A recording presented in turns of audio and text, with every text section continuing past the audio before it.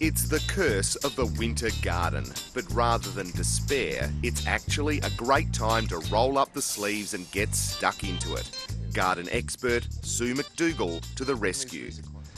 Sue, it's all looking a bit tired and forgotten at the moment, isn't it? It's a bit of a weeds paradise. There this are one. many weeds, and this year there has been because we've had extra rain early, but it's a fantastic time of the year to plant. So all we need to do is really get rid of that seed bank, so take away the top part of the soil. We need to get rid of these plants. They're old and tired, it's the end of their life, and then we can revamp it, make it look gorgeous. Great, let's get to it. Okay.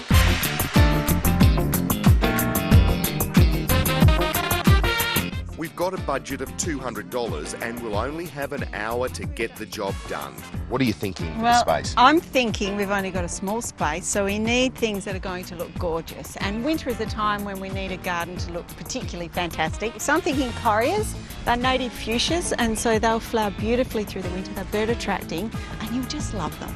And I'm thinking maybe leptospermums or kangaroo paws, but because it's such a small space, there's so many we could plant at this time of the year. Doesn't look that exciting right now, though, I have to say. No. Many people do that. They go to the garden centre through winter and think, they're not going to choose anything that hasn't got a flower.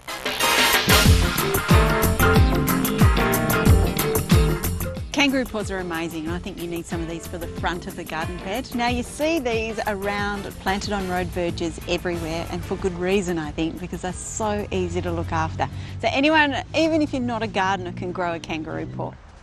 Now, if budgets are limited, always look at planting small starter plants. They are fantastic. So they're just the same as the other varieties, but they are small. They don't take long to get established, and you can get ones that are already in flower as well. I was just looking at that. That looks good, doesn't it? And how do they compare price-wise to something that's bigger? From less than a quarter of a price. Right, okay. So they're really good value. Under $4, and you can get some great plants.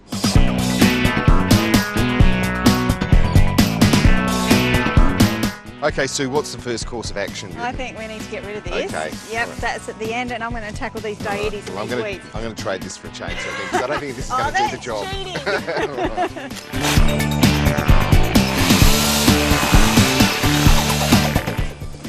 Oh, Graham, I don't think we're going to do this. No, it's got a huge root, hasn't it? What happens if we just leave it, Sue? Well, you can. It looks like it's been cut back before, so if you chop it back, make it neat, it will shoot away again. Right. And look, if this happens in any garden, it's hard to get rid of. That's easy to do. It suddenly becomes a centrepiece of our garden. But it will shoot away a beautiful new plant. You want to make it easy, and inspiring, so we can do that. That's the plan. Done. You get to live another day. All right, you've clumped them, Sue. Why have we done that? Well, we do that when we're gardening because when they all grow together, they always give a better effect.